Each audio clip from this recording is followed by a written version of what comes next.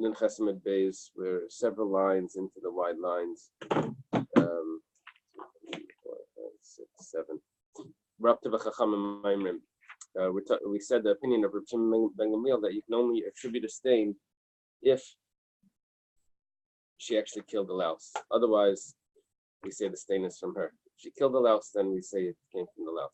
The Chacham say doesn't matter if she knows that she killed the louse. We always attribute it to small enough stain. We'll attribute it to the louse. Now the Chacham didn't tell us the size of the stain, so we have to see what they actually hold. Amar Reb Shimon ben Gamliel says L'dvarayin kates. According to me, there's no limit. With the Rechaveri and Seif, but to my friends, there's no end. Kates could mean the beginning. Kates could mean either end. So no minimum, no maximum. Right. L'dvarayin kates. According to my words, there's no limit. Shein lecha isha sheter l'bayla. According to me, there's no woman that's going to be tar. Why? There's no bed that doesn't have multiple stains from louse. And she says that if she didn't kill the louse, she becomes tummy just from that. Even though you look at the bed, it's full of like red dots from lice, and she didn't kill any of them, so she would always be tummy. But according to my friends, there's no end. There'll never be a woman that's not tar. Every woman will be tar. Because there's no sheets that don't have blood, and according to the Chacham, there's no limit to how big the blood can be. Which means that you're always going to attribute any stain that there is to lice, even though they're large stains. So he's concerned that, so when is a woman going to be tummy? When is this halacha going to apply? However, what is acceptable is the words of Rabbi Chanina ben Antigonus that we quoted in the Mishnah, that he has like a more moderate midvarai umidivrayim. His words appear to be more acceptable than my words and the words of the Chachamim. Because he would say, "Ad kama hitayla." Until when can you attribute a stain? Ad kigrish pull, only if it's a minimal size, which is the size of a bead. And to his words we accept. The Gra takes it out and says on the Maidim we agree. Takes it out, he switches it to Anumayrim. According to his words, that's how we pass it. Or Rabbanan. According to the Rabbanan, the Amri Taila Ad Kama. According to the Rabbanan that say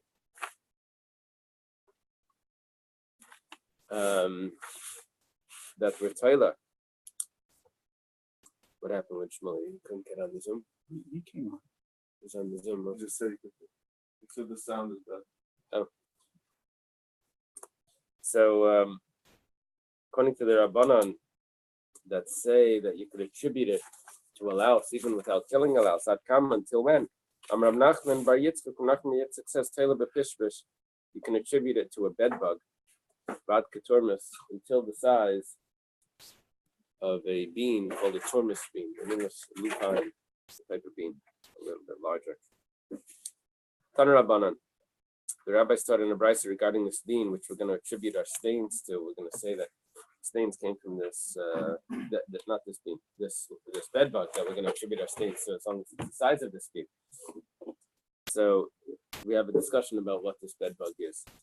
The stain of this pishpish would be as long as its width. It tastes like it smells. And bris krusalai, there's a covenant that's made. That means like a guarantee. That anyone that squishes it smells it. Now, well, we have to discuss why did we just mention these attributes of this bed bug? What is it significant for? Shmuel says, well, when it says that its stain is as long as its width, linyan ksamen, that's relevant for stains. We know how much blood we can attribute to this bed bug. Tame karechai. Its taste is like it smells in truma. Regarding truma, we're going to see an interesting case that doesn't really have to do with truma. But the Tirana was taught in the Mishnah, and the Mishnah was said regarding truma. The Mishnah is talking about someone that's eating, and they tell him that he's tame, or the truma is tame, and he has to spit it out. And the Mishnah is saying that he shouldn't be concerned about waste. He spits it out, it'll be wasting truma. It's prohibited to waste the truma. So he shouldn't be concerned about that because it's more significant that he's tame. One of the things that it says over there is that if while he's eating it, he tastes a fish, he should spit it out. He shouldn't be concerned with the taste of the truma, the bug. So mina yada, how does he know? Does time karechi? He can smell it. It tastes like it smells. Bakati mina yada, but how does he know the smell of it or the taste of it? How does he know? He still says anyone that squishes it will smell it, so he knows that it's there. Amar Ravashi. Ravashi says, if there are pigs in the city, then you don't have to be concerned about stains on clothing.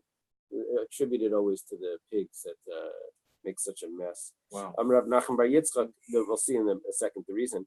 Rav Nachman Yitzchak says, Rav Nachman Yitzchak says that the city of Daikeres is like a city that has pigs. Now the reason is because the pigs would squish creatures, and it would spurt out the blood from these little creatures that they would eat. Now, Daikeres was a city that had a lot of butcher shops, and because they had a lot of butcher shops, so they had a lot of these little creatures. So we would attribute the blood that you find on clothing to these creatures. Someone that I know his teacher was a sheikh. He'd go to the shlachtes in the morning, then he would shower and come and teach. The teacher would shower and come teach. He would said that he'd come to the classroom, it's clean and everything, but around the rim of his glasses were always red dots. He would forget to wash it's like there's one spot that you forget to clean. It was they had plastic glasses, so they would see like red dots around so you don't actually see it because you look through the glass. Okay. So the stains that come, you don't know, but it happens. You go to the kaparas and you come back, you see, oh my gosh, look, there's a stain, right? You don't realize where and when it came on you. Okay, so it says, until when can you attribute, until how much can you attribute the stain? Rav Huna says, till the size of a gris. Well, the Mishnah said a gris. What Rav Huna is doing is he's saying, when the Mishnah says kegris, Rav Huna is now saying, kegris, if it's a gris, that's already too much. Then ain't a taila. When the Mishnah says kegris, it means pachas mi kegris. It means less than a gris taila. When it says ad kegris, until a gris, that means that the gris itself is too much. Rav Chizda says no. The opposite. Kegris taila. You can attribute it at the size of a gris, which is this half a bean. Yes, a gris ain't a taila, but if it's more than that, then that's too much. The question is the size itself. Is that in or out? Is that can we use that? So the Gemara says lema bad b'chlal k'mefugim. Say this is an old machlokes. Whenever it says until, doesn't mean including or not. In English, when you use the hyphen, so from 7 to 9, or something, that's including 9, right? Including 7, including 9. When you say until, does until include it? And not necessarily, right? You have to ask the contract lawyers. You can say, this is like 7 to 9. Does it include 9? 7 until 9. It means 9's over. Party's over at 9. But if there's a hyphen, so party's over. Party's over. So is there ever a case where it's including? You add the word inclusive. No. You mean No, through let's say 9, like, ages. Through Let's say ages. Ages 7 to 9. Mhm. Is it including 9? Yeah. Interesting. in that case, yeah. 9-year-old. And let's say it says ages The 9-year-old until they turn 10. ages 7 to 9 To 9. or until 9. Yeah, as long as you're 9.5, you're fine. No, you're right. So technically, if you're 9, you're not included, but in the. then I you understand, look but at I'm the saying I'm kids. asking at the word itself. When it says until, what does until mean? We go through this issue in my show every single morning. Someone announces Tehillah. Yeah. And there's discussion. Is it through or including the last number? It's a machlekes here. It's a machlekes Rav Huna and Rav Chisda. It's a machlekes Rav Huna and Rav Chisda. Take over. Goes like this. The Rav Huna savar ad vad b'chlal. Rav Huna says that it's including. Why? Because when the Mishnah says that I'm sorry, Rav Huna savar ad v'layal b'chlal. It's not including. Because Rav Huna says that you attribute the blood until the size of a gris means that a gris itself is too much. That didn't come from the louse. I know the answer. It's two tiyufta. Until. Tiyufta, two tiyufta. Rav Chisda savar ad vad b'chlal. Rav Chisda says ad vad b'chlal, that it's including. Amalach Rav Huna could say, I really go like the other opinion also. You see, when we do this, when we say maybe this is an old machlekes, so that's like not insulting, but it's like limiting the people that are arguing here to take one side and not accept the other side, and we know that that's a valid machlekes that's been going on. We say, oh, you're restricted to only holding like that. He says, no, really, I could hold like the other side also. Amalach Rav Huna, ika ad vad b'chlal, v'ika ad v'layad b'chlal. There's sometimes we say it's including, and sometimes we say it's not including. Whenever we do this, we always are machmer. See, so every day you have to be machmer in the Tehillim case. You have to say tomorrow's, and then tomorrow you say yesterday. Rav Chisda Amar, Rav Chisda says, Rav Chisda Amalach, Rav Chisda would say, Bi'almei malach l'chumra, Amrina, l'kula le'amrin. You're right. Normally we do say ad vad b'chlal and ad v'layad b'chlal l'chumra. We're always strict. V'hacha k'derabavo. But over here, we're going to follow the opinion of Rabbi Vo. Rabbi Vo was Israel Amira. Somebody here under Rabbi Yochanan. He says the following: Amar Rabbi Vo, Kol shir chacham lahach mechutz mikris shel ksamim lahakal. All measurements of the sages are always strict. That means that you always have to take the stricter size. Except for ksamim, which are more lenient. Some people say this independently, that Rav Huna Amar k'gris ki yasa mik'gris. Rav Huna says that a gris is like more than a gris, which means that if it's actually the size of a gris, that's too much, and we can't attribute the blood to a louse. Rav Chisda Amar k'gris k'pachas mik'gris.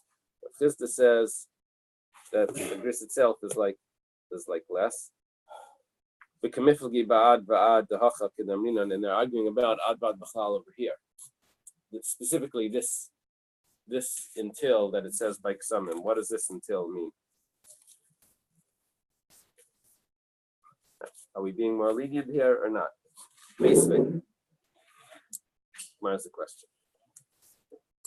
We're on top of page and test. I'll translate this like Rashi, although Tosfos has a nice try. This is slightly more complex. Rashi just translates the word lamata as small and lamaila as large. She has small drops of blood and large drops of blood. So Tailabel Yanad Kagris, even the large ones you can attribute to a louse until the size of a gris. My love, gris mulmata. Oh, it must mean that less than a gris, but a gris itself would be too much. Gemara says like a gris milmaila means a gris is already that you can include a gris itself. Okay, thank you. Itmar was stated by Amiraim nimtza lek a gris va'id, but I say oid retufa by machel. If there's more than a gris, the more here is called va'id. So you have a little bit too much, but on that too much, there is a louse that's squished on it. They say, well, I can always attribute it to a louse that I don't even know about. Now, I have a louse that I do know about, so I have an extra one. So it goes like this. Rabbi Chanina says no, it's tamei. Just because you happen to know about the louse here doesn't change your size. There's always a louse that you attribute it to. Well, here it is. Well, it doesn't mean that you can attribute it to it. Rabbi Yanai Amar Tahira. Rabbi Yanai says that it's tahar. Well, the louse that we attribute it to isn't here. We don't know what that one is. The other one, that's the rest of the stain. You see it right here. Rabbi Chanina says it's tamei kital yibik gris. When do we say you can attribute it to a louse that's only the size of a gris? Gris v'idleitalia. There you have too much. In other words, he's ignoring the louse that's right here because the louse that's right here is the louse that we're attributing it to anyway. Rabbi Yanai Amar Tahira. Rabbi Yanai says it's tahar. When do we say that you have the size is a gris? That's when you don't have a louse that's squished on it. We know definitely that the extra part is from the louse. First, like a gris, I have a remaining gris. Given the Baal Talia, Hachanami Talia, that remaining gris I can attribute it to a louse.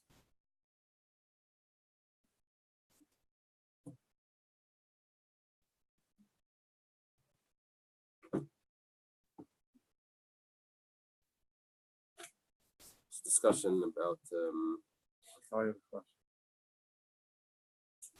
there's a discussion how much you can go up, Sort of.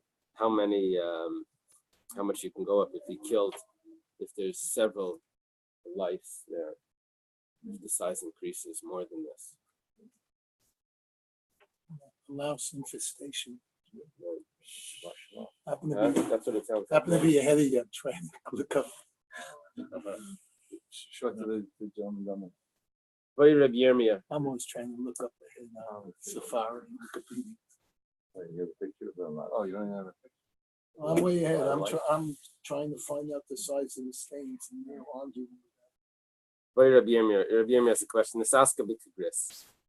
If the woman is involved in a dead bird or maybe some makeup that has the size of either the blood of the gris or the makeup is the size of a gris. She's dealing with a little bit of ink or something like that. And then she finds on her clothing a gris plus mahu. What's going to be the din over there? So we always attribute it to a louse, but here, if it's less than a gris, here she has more than a gris. Can we say that part of it is a louse and part of it is what she was involved in? The size of the gris is automatic. Like that always goes into the sack. That's what we're asking. We're saying, like you start off with. Get that. Yeah, you get that. What would that be called? We give that to you before we start. Go. There's an enlarged picture of us. Just Wow. I mean, super. And is the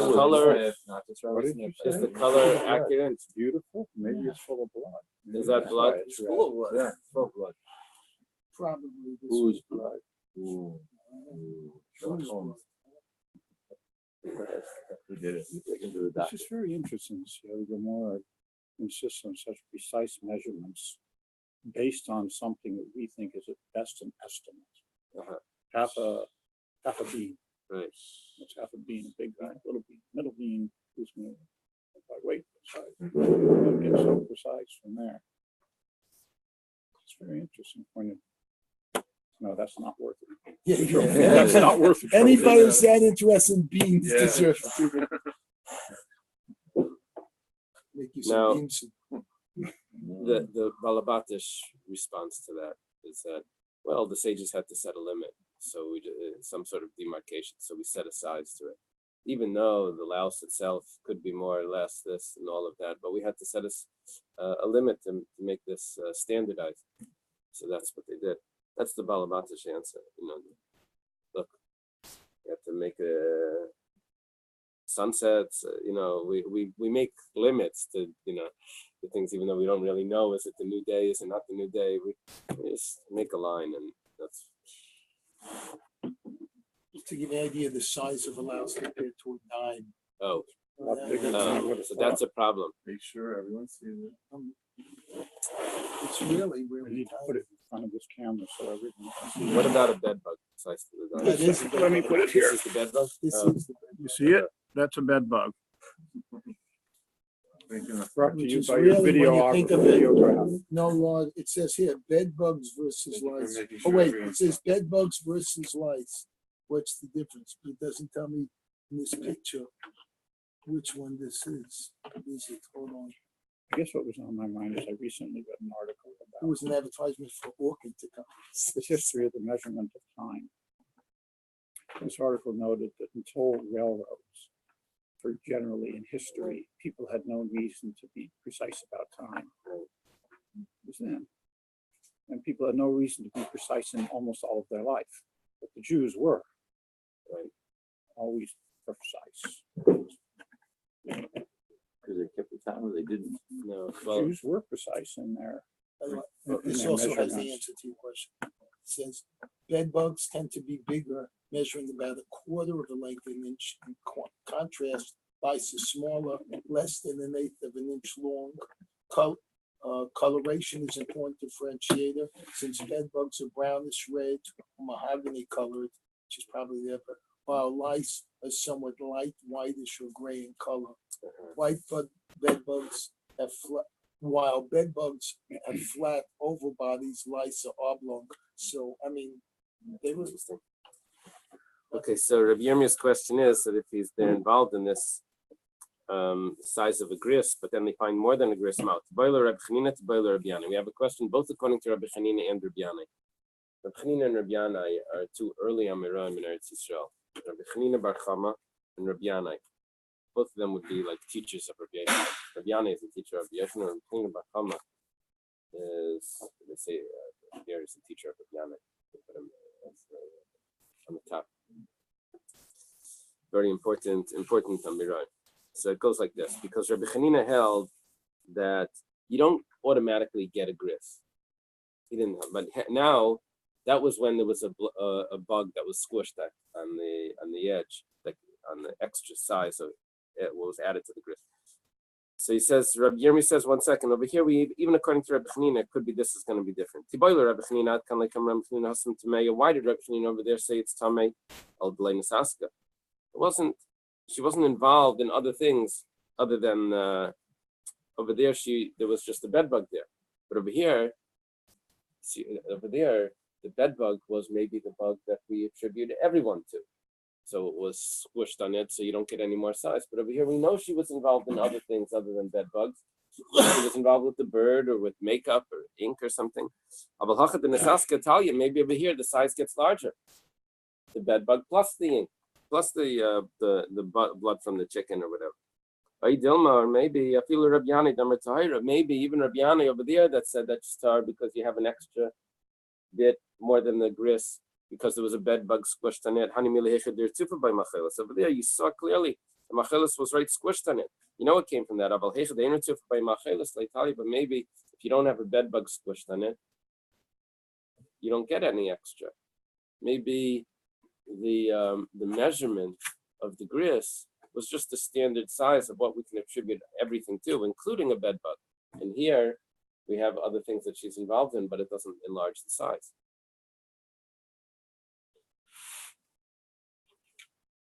Okay. Where says Tashima? We have to figure this out. Come and listen. Nisaska be'edaim ein telem b'shachar. She's involved with something red.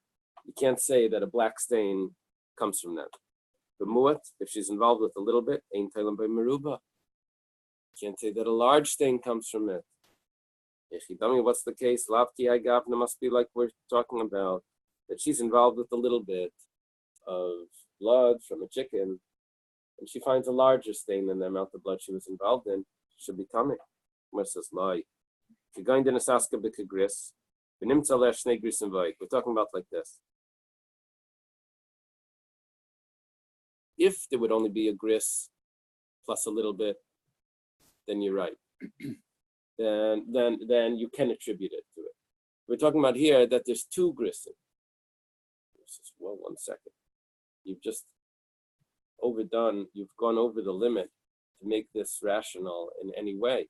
You said that if there's a small stain, if she's involved with a little bit of colored, something colored, you can't attribute a large stain to it. We're saying why? Because she was involved with one gris, and you found the stain of 2 grisin. Well, of course you can't attribute it to it. It's double the size, and it has an independent shear other than what you were involved in. So of course it's going to be tummy. What's the chiddush? You say that she's tummy. If she was only involved with a little bit, you find double the size, so then that double is itself a sheer tumah. It says, no, Mao the Tema Shakol Gristam Tzipar. I'm sorry, Shakol Kagris Tzipar Shadi Beimitzi.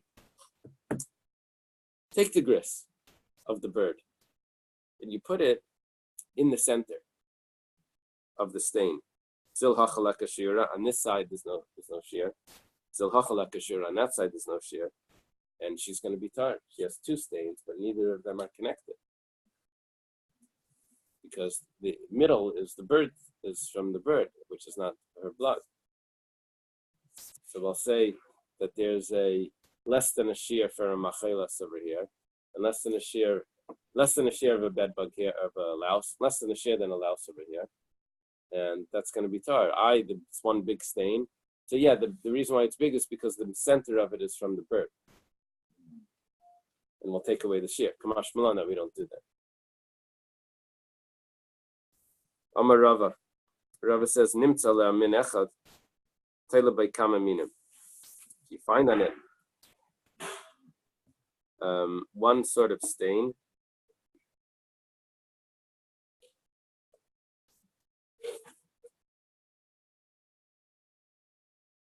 You can attribute other stains to it.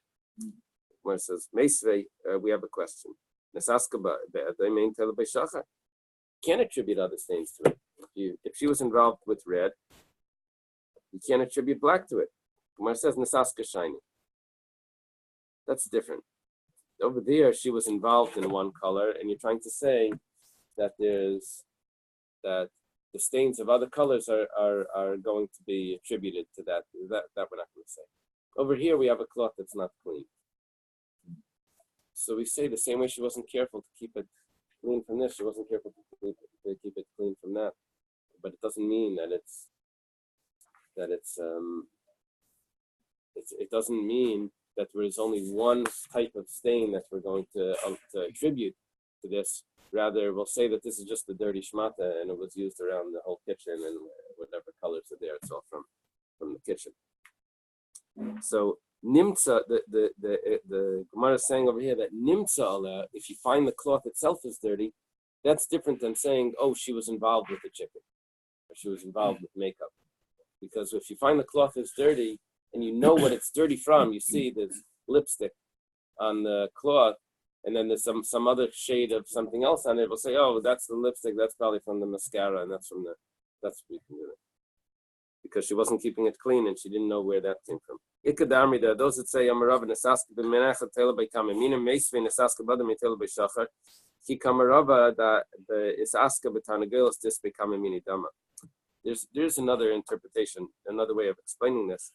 We have this contradiction. Rava says you can attribute other things to one stain, to what she's involved in. We have a question. We said you can't attribute other things. We say no. Rava's talking about. Rabbi's talking about a chicken that has many different shades of blood. Well, I guess wherever as they clean it, comes out over here, this color, that color. White meat, dark meat. Something like that. Maisa Isha. We go back to the Mishnah where a woman came in front of Rabbi Akiva and said, I saw a stain. Rabbi Akiva said, what did they say over there?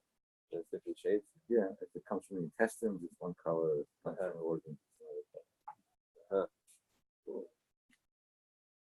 So this woman came to Rabbi Akiva, and Rabbi Akiva asked her if she had a wound. She said, yeah, it was healed, but blood could have come out, and Rabbi Akiva said she started. But Tanya, By the way, with the colors of blood, I'm just trying to think, but basically to just think arterial blood is pure red, which it is, and venous blood really is kind of purplish. As you go through the body, as you go through the body and use up the oxygen, deoxygenated blood, it slowly loses the reddish color, becomes purplish looking. So depending if it's in the spleen filled with blood, this and that might be bright red and everything. If it's already gone down in the colon and it's been used in this and that, depending on what point it's getting in the venous system, it becomes more purplish. And obviously, if there's a scab or anything, it's almost black. Thank you, Captain Obvious. Everyone knows that. Everyone knows that. That's Sky, why. why don't you tell everybody Sky's That's blue? why they look kind of green, but they're really dark because it's just dark. There's no oxygen. And when they take a blood sample, usually, the blood samples they always take from you are venous samples. So the blood you see typically is, you might think it's red, but it's dark red. If they took an arterial blood gas that comes from you, see this bright red blood when you see the movie. Well, I know That's you why I don't would see the go movie, Vino. I said but these Vino. blood gas, this pumping bloods is coming to the arteries. It's bright red like a fire engine. So there is different When colors. they take blood, always say Same blood, different colors. take the Vino. What? When you take blood, you always say take the Vino. Venus.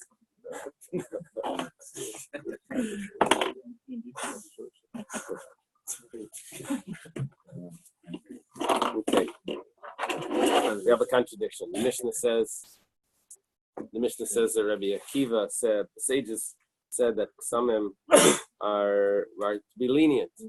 And we have a brisa here that says that Ksamim, stains, is to be machmer. Ravina responds, he reconciles this contradiction. Depends how you want to look at it.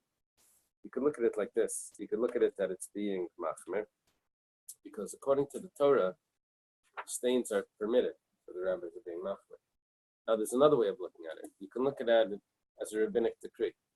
If you look at it from the rabbinic perspective, it's being lenient, because the size, they gave you a size, and they gave you that size to say, no, you can attribute it to other things.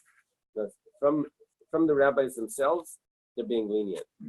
But when you compare it to the Torah, they're being strict, because according to the Torah, it's tahar entirely.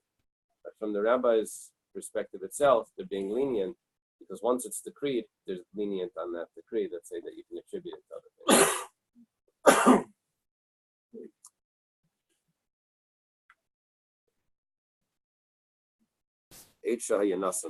We said that if there was a cloth that was under the blanket, under the pillow, and the blood that was on it was round, then it's tahar. But if it's drawn like in a line, then it's going to be tamei. That's the opinion of Rabbi Elazar bar Tzadok. The Gemara asks, Mi pligi Rabban Alad Rabbi Elazar bar Tzadok. Like, do the rabbis argue on Rabbi Elazar bar Tzadok? Which means, would they say that if it's in the right shape, it's going to be tamei even if you don't have the right size, or not?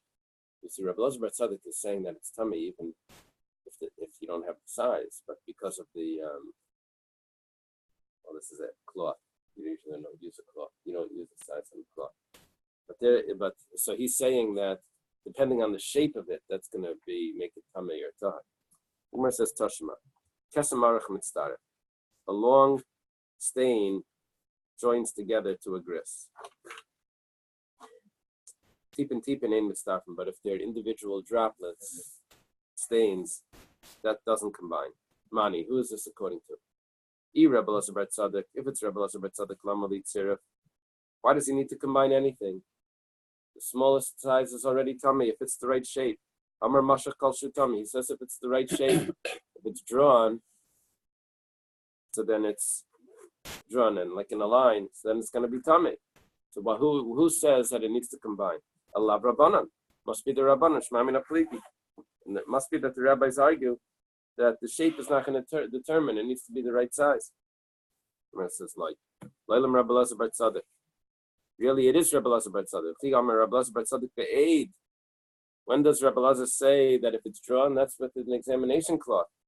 Avol bekesem loy, but not with a stain. With a stain, he would say it needs to be the right size also. It needs to combine.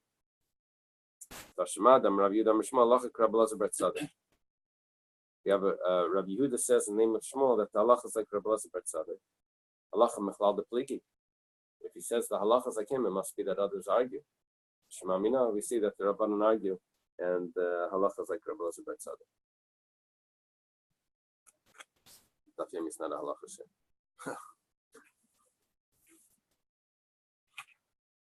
Okay. It's Nidda. We start the new parak. We're still not up to where we should be for today, so we'll go through this. A woman that's urinating, barasadam, but she sees blood in the toilet or in the bowl, or on the ground, I guess. Reb Meir says, "Imay medis." It depends.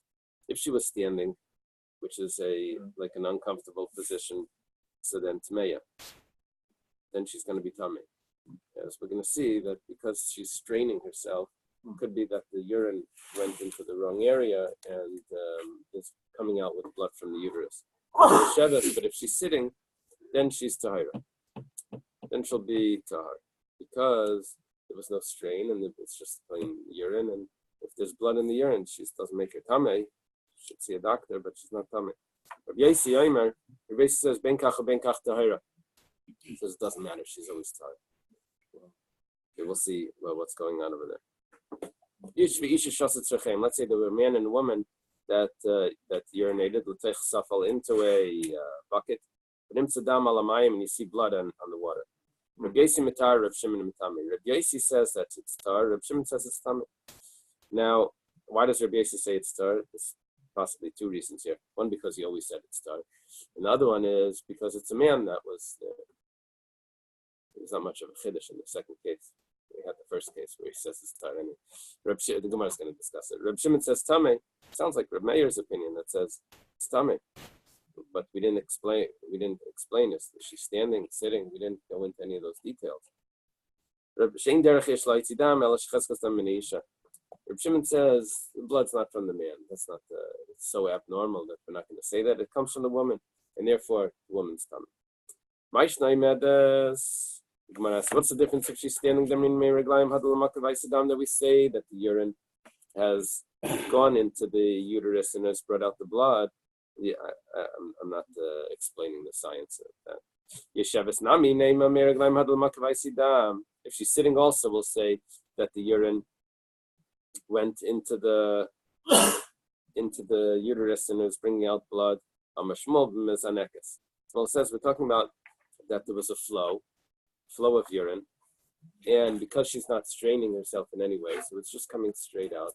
So there's no reason to say that the urine has gone into any other area, and so therefore, if she's sitting, she's going to be tar because the urine was straight from the wherever it comes from, bladder. Mizanekas nami dilma basar de tamamaya sadam. 1 second.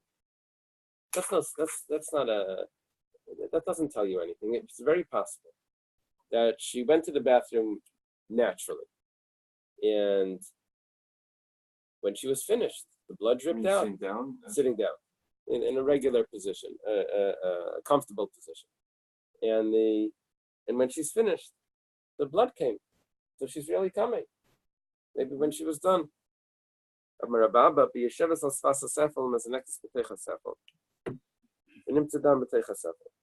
She's sitting on the edge of the bucket.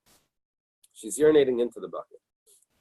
The blood is in the bucket, but not on the edge. The misa the basatama maya, if it came afterwards, The Basar Tamamaya also, if it came after, if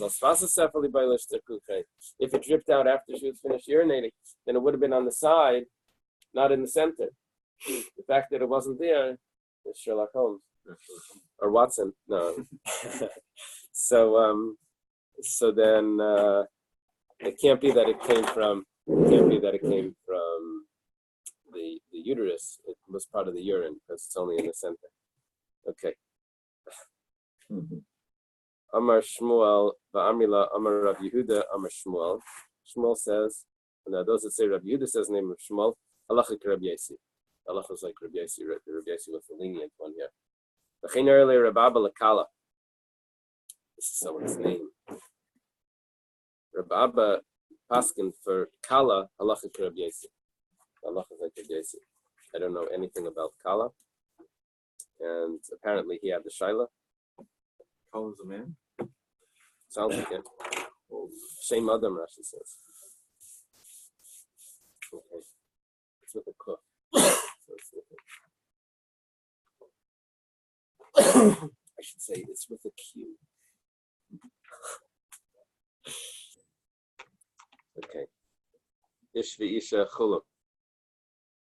A man and woman that were urinating into a bucket. We say that it's machlekes Rabbi Yossi and Rabbi Shimon. Rabbi Shimon says she's tar. Rabbi Yossi says Rabbi Shimon says she's tummy. Rabbi Yossi says she's tar. Ibaylo. Ish v'isha eindim mali amar Rab Meir. You didn't say Rab Meir's opinion in this. Rab Meir holds that if there's a woman standing and she urinates, she's tummy. Now we have a man and a woman.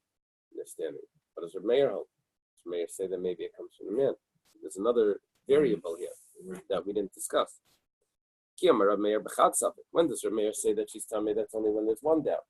Is it from the bladder? Is it from the uterus? Maybe if there would be a double doubt, Rab Meir would say it's tar. Or maybe Rab Meir, it doesn't matter.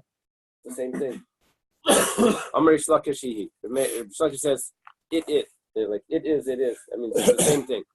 Rab Meir would say that she's tummy. Exactly what he says. How do you know that? Like Tani, Rab Meir, Rab Yossi Mitar. It doesn't say by elimination. It doesn't say that Rab Meir and Rab Yossi says he's tar. It only says Rab Yossi says he's tar. Must mean Rab Meir says she's tummy, like you said originally.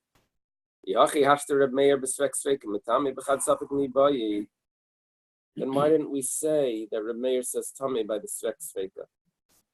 You see, we could have had a much bigger chiddush. Rab Meir says if a woman urinates while she's sitting, she's tummy. But guess what? Even if there's a man and woman urinating, Rab Meir would still say tummy. To say the bigger chiddush, why do you say the smaller chiddush? You always want to say what would be more inclusive. Because even in a much bigger case, it would still be tummy. So, Gemara says, we wanted to say that Rav Yossi says tar, even when there's only one suffix.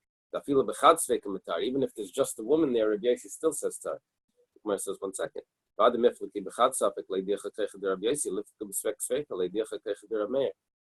are you saying that it's more important to you to say the chiddush in Rav Yossi than to say the chiddush of Rav Meir? The Rav Meir is strict. There's a bigger chiddush to say that he's strict by a svek sveka. And there's a bigger chiddush to say that Rav Yossi is lenient even by one suffix.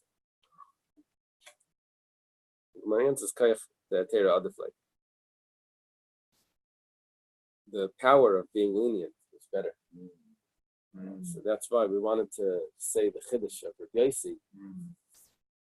Rav Yossi is lenient even by one doubt. So we wanted to get that in. Kayach the Torah adif. Beautiful. Okay.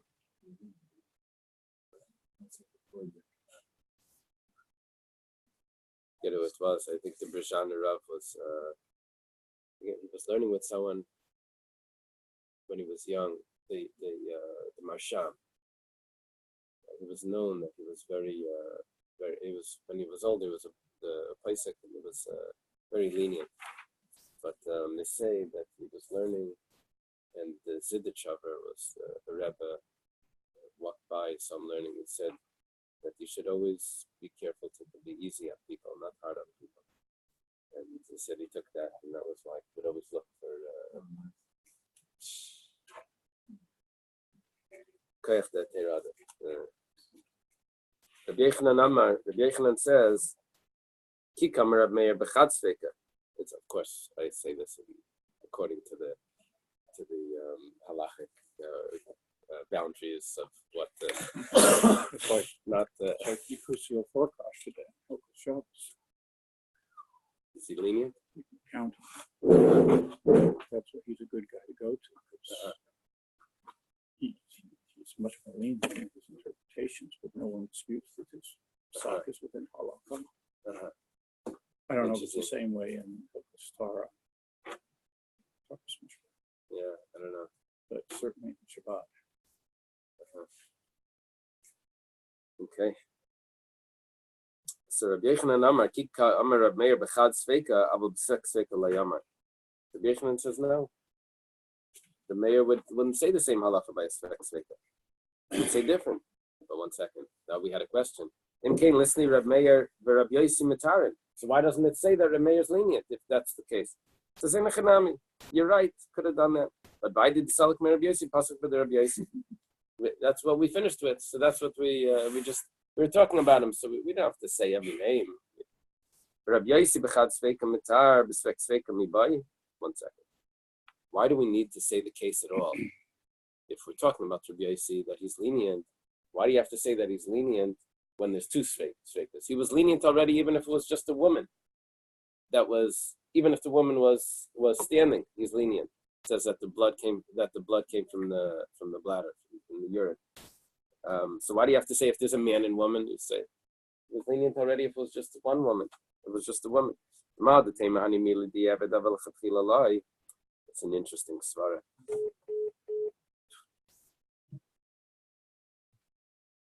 I called back. But it could have said, and I lost the call, I guess.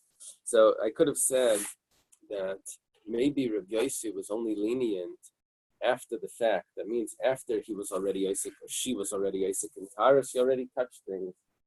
And we'll say that we can be lenient, but who's to say that he's even saying it, that you can go l'chatchila and be Isaac in Taras? It says Kamash Malan, that it's even l'chatchila. Okay.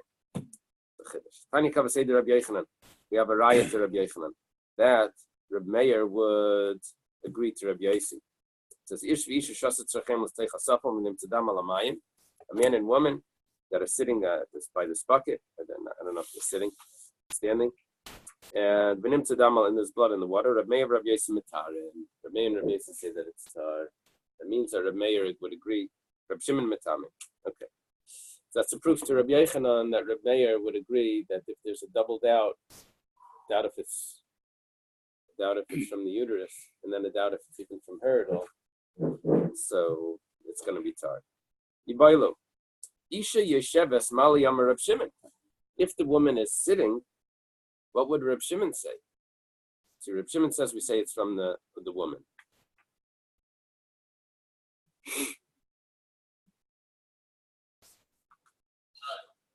Ki amar Reb Shimon by medes the dachik le'alma. When do we say Reb Shimon says it's tamei and it's from her? That's because she was standing. Aval yesheves lai. But if she's sitting, we'll say it's not from the uterus. Maybe Reb Shimon is going to be machmer even there when she's sitting.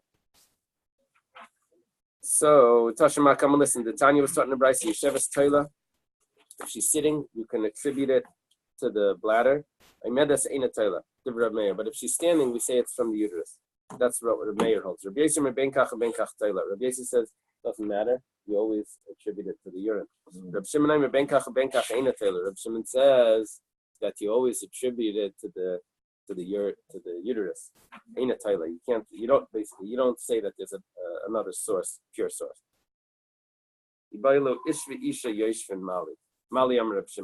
Let's say both the man and the woman are sitting.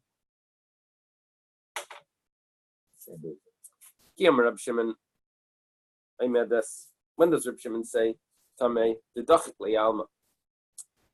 Because she's straining herself. B'yeshebes, and if she's sitting, the chad suffix that would also be tamei. About the sveka, but here she's sitting, so there's no strain. Should be coming from the urine, in the urine, and there's also a man there. It's a sveka. Sveka layamer. He never said that she's tamei by a sveka. If there was no strain as well, maybe doesn't matter. He would still say that she's tamei. No, Reb Shimon would say tamei. Says he's not involved in this doubt at all. It's not even a doubt. It comes from her. Okay, the next Mishnah it takes on a. Can you see about these last verse? What are we talking about? A bathroom where each one walked in and then afterwards someone comes in and then asks a question? Yeah. Because you would think that if the woman walks in, I mean, so these were like porta potties? Probably. Because they couldn't tell ahead of time. Because otherwise, normally you go in, you see, oh, it's clean, and then you go out, whoops, guess what? Right. So here, no one could check. I'm assuming. So if that's the case, I would assume there was more than two people using it also. See, I don't understand how we limit it to just two people. I'm assuming that this is a bucket that's used in the bedroom, and in the morning they look. They say there's blood. So the husband and wife both used it, and now they don't say know. who's it from. That's master bedroom. Master bedroom. Master bucket. Oh yes, master bucket. Well, this time, if they were a wealthy family, they had a tub outside the house. There's two buckets. That's what I've read. No, if they were wealthy, they had a tub outside the house. We learn in Shabbos there are all these questions about Of it moving and up. moving it on Shabbos and can you Right. bring it back or not bring it Right. back. And Muktzah. that was a wealthy 30 people. minutes. Right. Run the dog Who for had 30 that. minutes. Right. So a lot of people using it. Right.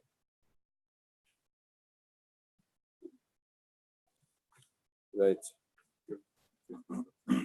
Thank you. I was wondering if I was going to get the rest of the comment. Thank you.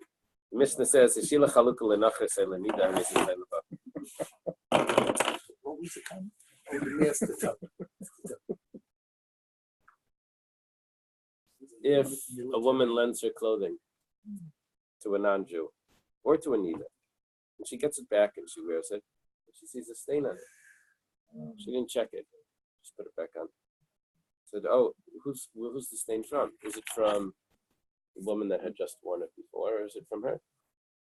So it says, "Tailaba," because the other woman was tamei.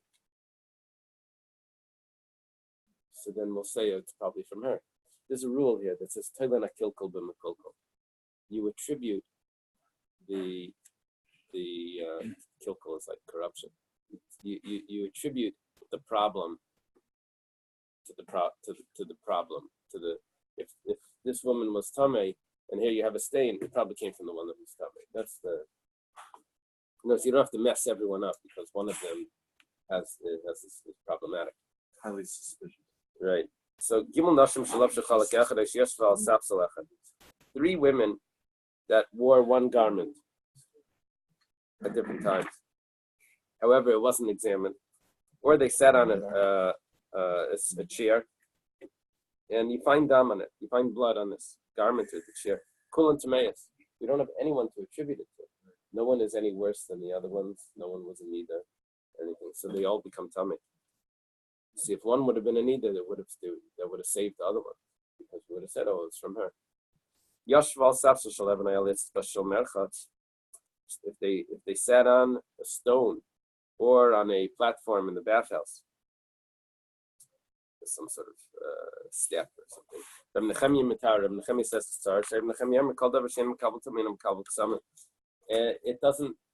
If it's not Mekabel Tumah because it's a stone or it's attached to the ground, then it also doesn't get the stain and no one's stomach.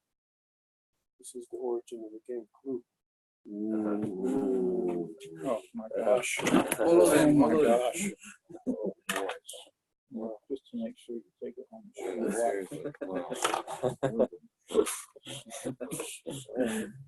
Waiting out there for that. Blue reference. You got everything. This is what the photo. This is a Kodak moment. The Gemara says like this: Amar Rav. Benachris haraya. When we said, I ignored this detail when we were learning this. We said that if she lent the garment to a non-Jew, non-Jewish, non-Jew, non-Jewish, or to a Nidda, we said that this woman is Tameh because we attribute it to the Nidda to the non-Jew. Now, why are we attributing it to the non-Jew? It says, well, we're talking about a non-Jew that's old enough to see blood, and we know that she's seen blood already. And she's that age. She's already 12, 13, whatever. She's seen blood. And apparently, they're not as careful with their stains. And so we'll say that it came from her. So, the laws of Tumah and this, they were much more careful. And the Jewish women would have to be careful to make sure that it was put aside or something like that. Sort of like the signs in the bathroom that says employees must wash their hands. It's a little scary. Why do they need that sign? But the non-Jewish women would not be so careful with the stain. It wasn't relevant because they didn't have the laws of purity. Timimai, how do we know that she's already seen blood? Well, it's easy. The Nidda. There's two examples there. One is a Nidda and one is a non-Jewish woman. It must be that she saw blood. Amar Rav Sheshes says, Kinayim v'shachav Rav Amar lahashmaitza. Rav was sleeping when he said this. The Tanya, Rav Sheshes says this a bunch of times. It's common for Rav Sheshes to say that. Yeah, Rav Sheshes is a student of Rav Huna. See, Rav Sheshes is down here. He's a student of Rav Huna, a student of Rav. So he's sort of protecting Rav by saying this. He says, look, the Tanya was taught in a brisa, Toila benachas. You attribute it to a non-Jewish woman. Rav Meir remember benachas haru'uya liris. That means Rav Meir says that to a non-Jewish woman that's old enough to have seen, that doesn't mean that she saw already. She's the age that she could have seen. It doesn't mean that you have to know that she already saw blood, that she already had her period. That you don't have to know. That's not significant. Rav Sheshes is saying Rav must have been sleeping. Amar Rava says, "B'tizbara Rav Meir lechumra." Are you saying that Rav Meir in that case is being machmer? You see, look at what the brisa said. Toila benachras. You attribute it to a non-Jewish woman, and Rav Meir says benachras haru'uya liris, that you're able to that was old enough to see. Do you think that the Tanna Kama said that she saw already? Because what's Rav Meir arguing? Rav Meir saying that Tanna Kama said she never saw, that even if she's young and comes along Rav Meir and says, no, she needs to be old enough. Rav Meir is being makel. Or the opposite. Or the Tanna Kama said that only if she saw already. And Rav Meir is being machmer and saying that even if she hasn't seen, but she was old enough to see, it's also going to be a way of attribute. This is Rav Meir l'chum, Rav Meir l'kula. Rav Meir is being more lenient here, which means that according to the Tanna Kama, she would have had to have seen already. You see, the leniency goes the other way, because we want to get rid of the stain from this woman, and attribute it to the other one. So the way we could do that is if there's the leniency would be if there's more opportunity to attribute it to someone else. That's the leniency. So Rav Meir is being lenient. The Tanya was taught in a brisa, Eina Toila benachras. Brisa says you can't attribute it to the non-Jewish woman. Rav Meir Amar Toila. Rav Meir is being lenient. He says you can attribute it. So what do we see now? According to this, Rav Meir is saying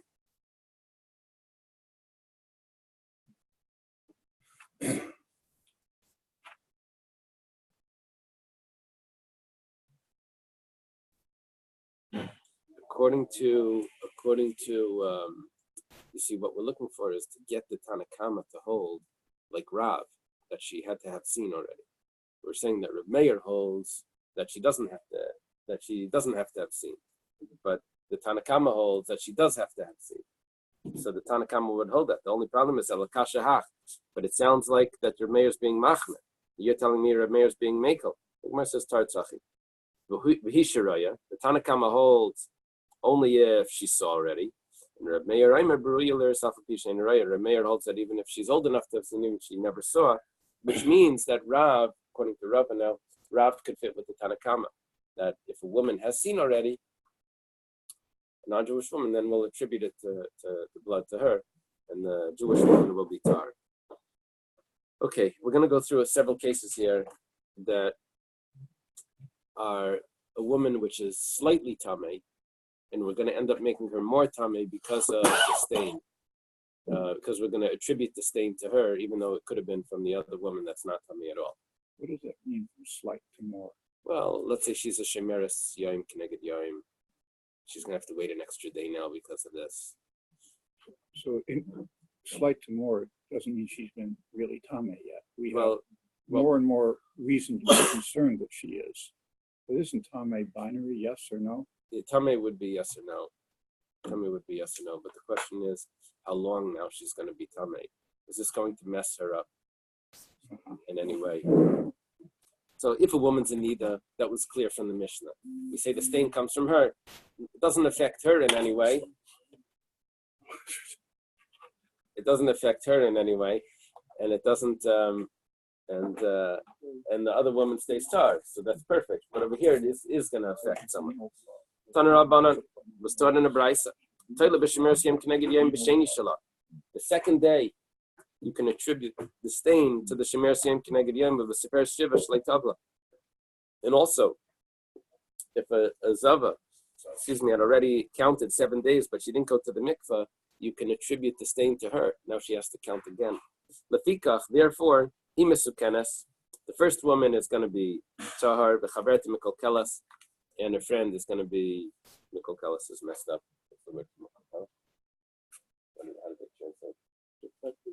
Defective.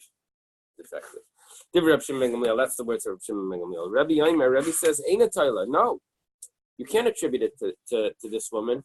You can't cause this other woman to be defective, to have that problem, and therefore, lefikach shteim mikokolos. Therefore, you have to have them both defective. B'shavin, but they would agree. If she actually saw that day, that's a different story. She saw that day, and she has to wait one more day anyway. So then we'll say that that's the woman that's tamei, but the other one is going to be tar. And if there's a woman that had recently given birth, we'll attribute the blood to her because she's tar anyway. So we'll say it's her blood. Or a virgin, that her blood is tar. In those days, the blood was tar. So we would say that the blood was from her, and then no one is defective. Why did Reb Shimon ben Gamliel need to say lefikach? He says that you attribute it to the woman that's a shemer siyam keneged yom on the second day, the day that she's waiting. Now she has to wait another day. And you can attribute it to a woman that's counted 7 days, and then now she has to count another 7 days. Therefore, she is tamei. Why do you need the therefore? Mishum de Rebbe, because Rebbe says lefikach. So Reb Shimon ben Gamliel says, well, lefikach de Rebbe lamali. Why do we need the therefore from Rebbe? It says Ma'od de Tema. Rebbe says therefore they're both tamei.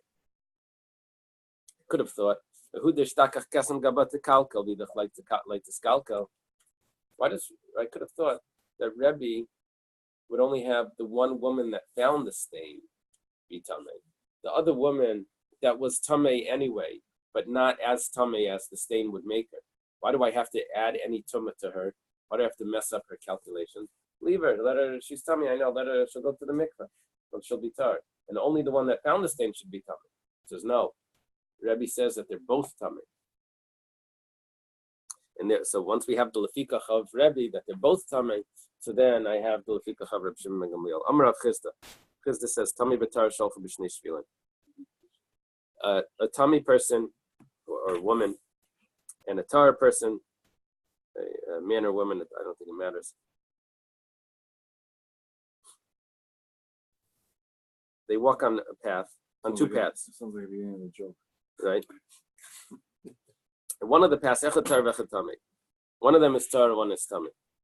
So, according to Reb Shimon ben Gamliel, it would be nice to say the tummy one ended up on the tummy, and the tar one ended up on the tar path, because he says anyone that's defective, you put all the problems on them. So he says, Banula Machlaikas, Rabbi Reb Shimon ben Gamliel. This is a regular Machlaikas, Rabbi and Reb Shimon ben Gamliel. Just like we said, Reb Shimon ben Gamliel holds that the tar went on the tar, and the tar one is still pure.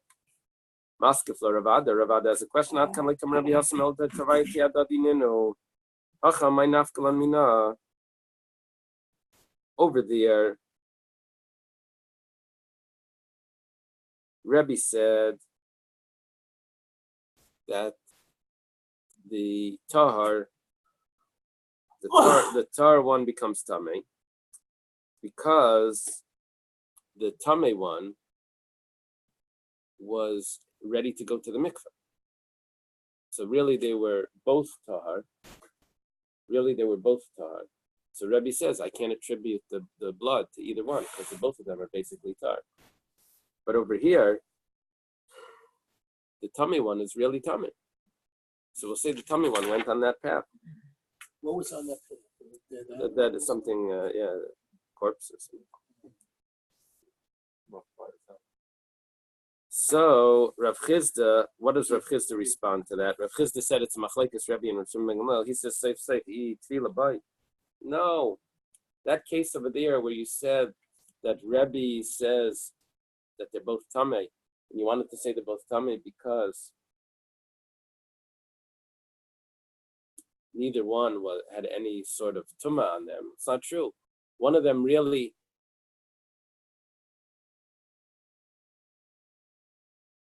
had tumah on them, and nevertheless,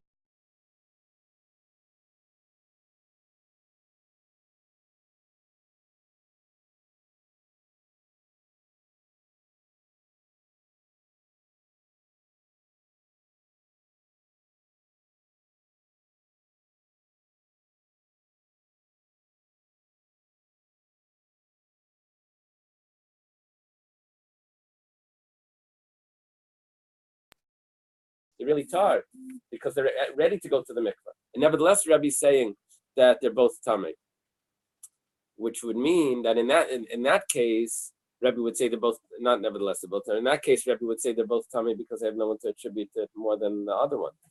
But Rav Chizda is saying that no, you really should attribute it to one more than the other, because the fact is the woman that didn't go to the mikveh yet.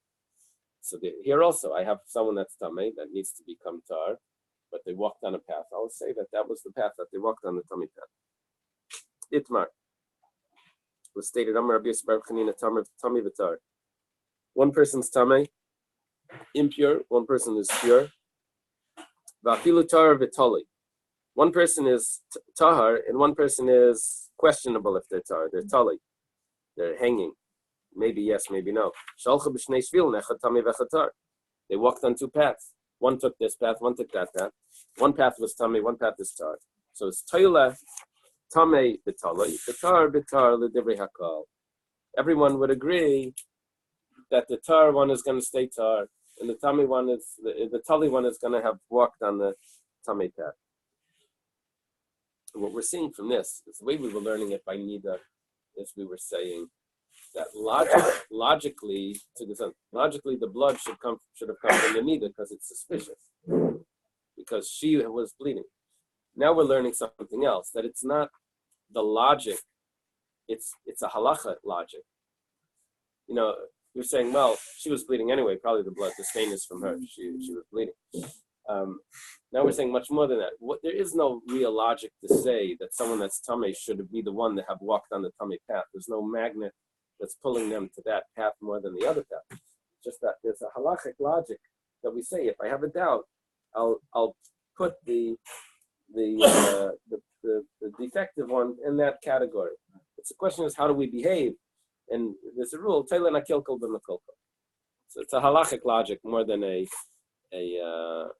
presumption of what actually happened. Rabbi Yechanan asked a question from Rabbi Yehuda Bar Levi. This is very interesting.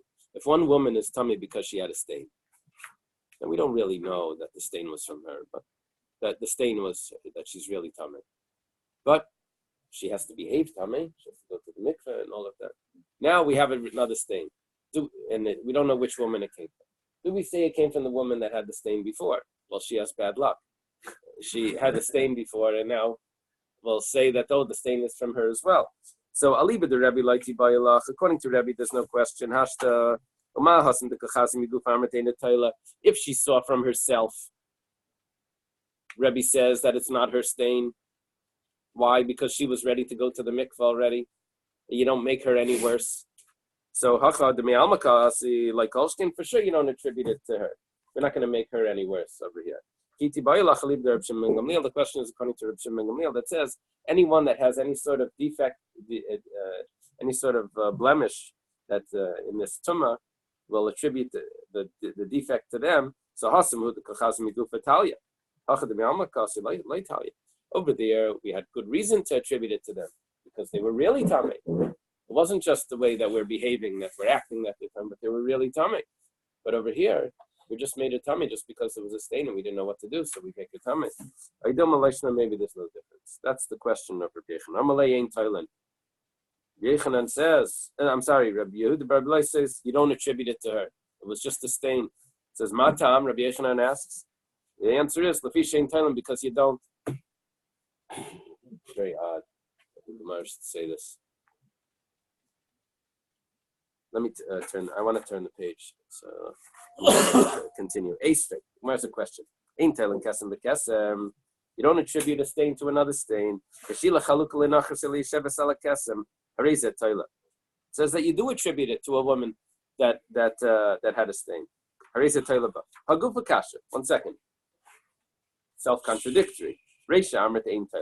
First, it starts off saying that you don't attribute a stain to a woman that had a stain. Sefer Amrit Taylor. Then you say that you do attribute a stain to a woman that has a stain. It says Halei Kasha. It's not a problem. It's the question. It's Rebbe's opinion that says you don't attribute, and Shimon Gamliel says you do. One second. That's a problem with Rabbi Yehuda Bar Levi. He said that Shimon Gamliel says Taylor.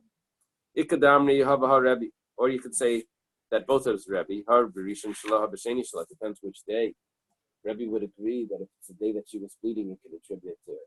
It's the day that she was going to the mikveh that you don't attribute it to her. Rav Ashi Amar Hava Reb Shimon Gamliel. Both is Reb Shimon Gamliel B'Lei Kasha. It's not a question. The question is, are we taking her back? Are we making her tummy backwards? So to make her tummy backwards, so that we can do. The question is, do we make her tummy forwards?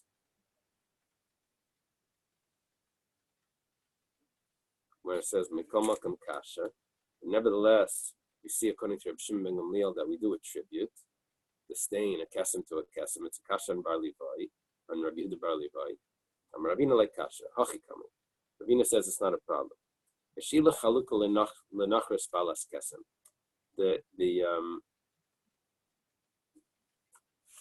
The garment was loaned to a woman, non-Jewish woman that had stains. Harezu tailaba, you can attribute it to her. V'ha oili yeshevas al kesem ktani. What does it mean? You see, you attribute it to a non-Jewish woman anyway. We said or. It says or to a woman that has a stain. It says hachi kamer. Oili yeshevas al dam toyar balas kesem tailaba. That's talking about. Or there was another reason that she should be tahar, because she's Yeshevas al Dam Tayar. So in other words, the whole balas kesem, the whole kesem here wasn't significant, because he would have attributed to her anyway. Okay. Let's leave it over here. Okay, thank How you. much you accomplish Sheva?